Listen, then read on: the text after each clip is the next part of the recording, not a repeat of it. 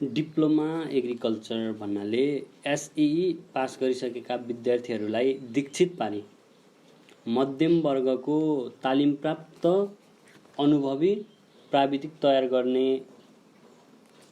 गर्नको लागि पढाइने 3 वर्षे सैद्धान्तिक र व्यावहारिक शिक्षा मिश्रित ज्ञान प्रदान गर्ने एउटा डिग्री हो। यस डिप्लोमाबाट तयार भएका व्यक्ति कृषिमा अनुभवी ज्ञान भएका र सिपालु भएर कृषि प्रसार र सामुदायिक विकासमा अहम भूमिका निर्वाह गर्ने खालका हुन्छन्।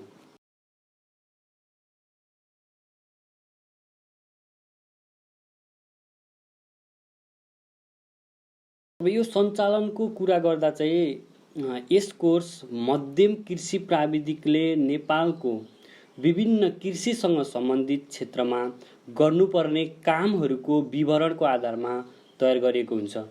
जस्तै कि कृषिसँग सम्बन्धित क्षेत्र भन्नाले हरेक स्थानीय निकायको कृषि शाखाहरू, अनुसन्धान क्षेत्रहरू, कृषि विभागका अङ्गहरू र व्यक्तिगत लगानीमा सञ्चालित बिउ बिजन, फलफुल, तरकारी उत्पादन फार्महरू भन्ने बुझिन्छ। डिप्लोमा एग्रिकल्चर 3 वर्षे कोर्स रहेको हुन्छ। यसमा पनि अब विभिन्न भागमा विभाजन गरेर यस कोर्सलाई प्रदान गरिएको हुन्छ, सञ्चालन गरिएको हुन्छ। पहिलो वर्षमा चाहिँ पुरै आधारभूत विज्ञानको ज्ञानहरू जसलाई हामी फन्डामेन्टल साइन्स भन्छौँ, जसमा चाहिँ भौतिक विज्ञान, रसायन विज्ञान, जीव विज्ञान, गणित, अङ्ग्रेजी र नेपाली विषयका कोर्सहरूले चाहिँ त्यो विद्यार्थीहरूको मनोबल उच्च पार्ने किसिमका कुराहरू गर्नलाई चाहिँ त्यो कोर्सहरू सञ्चालन गरिन्छ।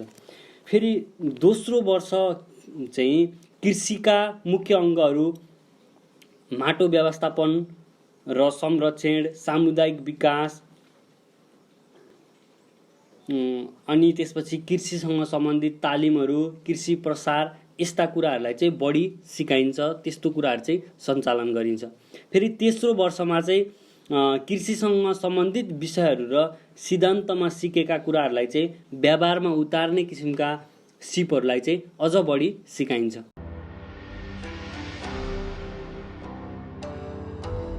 अब डिप्लोमा एग्रिकल्चरको मुख्य लक्ष्य भनेको चाहिँ जब ओरिएन्टेड एकाडेमिक प्रोग्रामको लागि प्राविधिकहरूको उत्पादन र प्रवर्धन गर्नु नै हो। अहिलेको परिवेशमा आफ्नो कृषि व्यवसाय सञ्चालन गर्न सक्ने किसिमका मानव संसाधनको आवश्यकता महसुस गर्न थालिएको छ। यस कोर्सले अहिलेको परिस्थिति, वर्तमान अवस्था र आवश्यकता बीचको अन्तरलाई कम गर्ने उद्देश्य लिएको छ। यसको मतलब अहिले चाहिँ यस्ता किसिमका प्राविधिकहरूको कमी छ अथवा फार्म किसानहरूलाई चाहिँ राम्रो गर्न सक्ने व्यवस्था भइसकेको छैन हो। त्यसको समस्याहरू समाधान होस् भन्ने उद्देश्यले आएको आवश्यकताहरूलाई परिपूर्ति गर्ने लक्ष्य भनेको चाहिँ यस कार्यक्रम अथवा यस प्रोग्रामको। आखिर जे भने पनि मुख्य रूपमा अनुभवी, तालिम प्राप्त, दक्ष कृषि प्राविधिक उत्पादन गर्नु नै यस कार्यक्रमको मुख्य लक्ष्य चाहिँ बुझ्नुपर्दछ। जुन प्राविधिकहरूले मानिसको जीवनस्तर उकास्ने कार्य र समुदायको विकासमा अहम भूमिका खेल्न सक्ने हुन्छन्।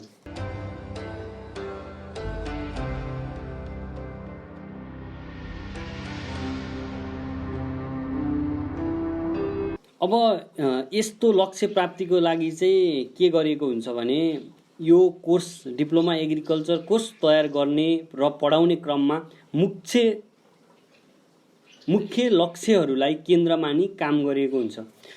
त्यसमा पनि बुँदागत रूपमा उद्देश्य भन्नुपर्दा कृषिको विभिन्न क्षेत्रहरू जस्तै अन्न बाली विज्ञान, बागवानी, बाली संरक्षणहरूको प्राविधिक ज्ञान र सिप प्रदान गर्ने। फेरि अर्कोमा चाहिँ सरकारी र गैर सरकारी क्षेत्रमा व्यवस्थापकीय काम गर्न सक्ने गुणस्तरीय कृषि प्राविधिक उत्पादन गर्ने। कृषि व्यवसायलाई जोरदार रूपमा प्रवर्धन गर्ने। विद्यार्थीहरूलाई किसानको खेतमा आधारित समस्याहरूको समाधान गर्न सक्ने बनाउने। यस्तो किसिमको चाहिँ उद्देश्यहरू हुन्छ।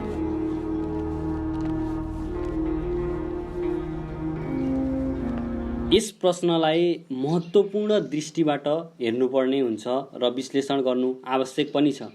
आफ्नो एसई पछिको उत्पादनशील 3 वर्षे जीवन डिप्लोमा एग्रिकल्चर पढाइमा खर्च गरिसकेपछि यस कुरामा आफू पूर्ण विश्वस्त हुनुपर्ने पनि हुन्छ। अभिभावकहरूले पनि आफ्नो बच्चालाई डिप्लोमा एग्रिकल्चर पढाइसकेपछि के कस्तो भविष्य हुने हो भन्ने कुरामा चाहिँ सुनिश्चित हुनु पनि आवश्यक छ। तपाईलाई, मलाई र हामी सबैलाई थाहा नै छ, नेपालमा रोजगार दरको अवस्था अत्यन्तै न्यून छ। जुन विषय पढेका व्यक्तिहरू पनि आफ्नो क्यारियर पाथलाई लिएर अत्यन्तै चिन्तित हुने गरेका उदाहरणहरू छन्। यो वर्तमान अवस्था र परिस्थिति पनि हो। यति हुँदाहुँदै पनि डिप्लोमा एग्रिकल्चर ग्रेजुएट्सहरूलाई अन्य विषयको तुलनामा फाइदाजनक स्थिति छ र म त्यो देख्छु। किनभने नेपालमा भएका करिब 70% व्यवसायहरू चाहिँ कृषिमा आधारित व्यवसायहरू रहेका छन्। त्यसमा उत्पादनदेखि बजारीकरणका कुराहरूसम्म।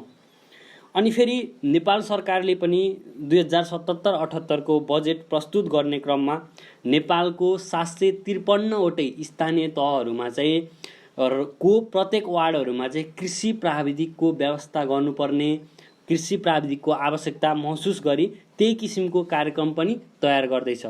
यसको अर्थ चाहिँ डिप्लोमा एग्रिकल्चर पढेका विद्यार्थीहरूको भविष्य चाहिँ करिब सुनिश्चिततातर्फ म देख्दछु। डिप्लोमा एग्रिकल्चर ग्रेजुएट्सहरू चाहिँ नेपाल सरकार लोकसेवा आयोगको मान्यता अनुसार चाहिँ जुनियर टेक्निसियन, प्राविधिक सहायक त्यो लेभलको कामहरू गर्न सक्ने हुन्छन्।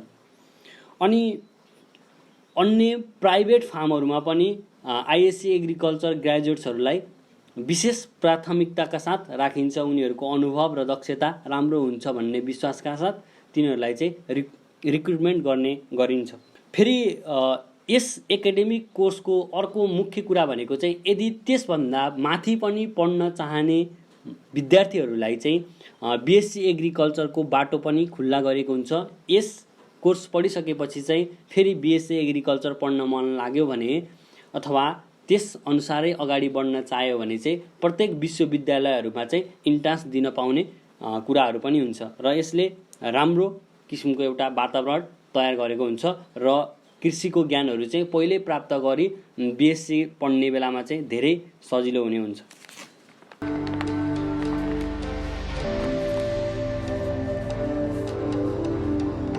अब यो कहिलेबाट पढ्ने भन्ने कुरा चाहिँ अब यसको भर्नाको समयहरू चाहिँ एसईको रिजल्ट पछि अन्य कुराहरूको लागि बाटो खुल्ने प्रक्रिया हुन्थ्यो।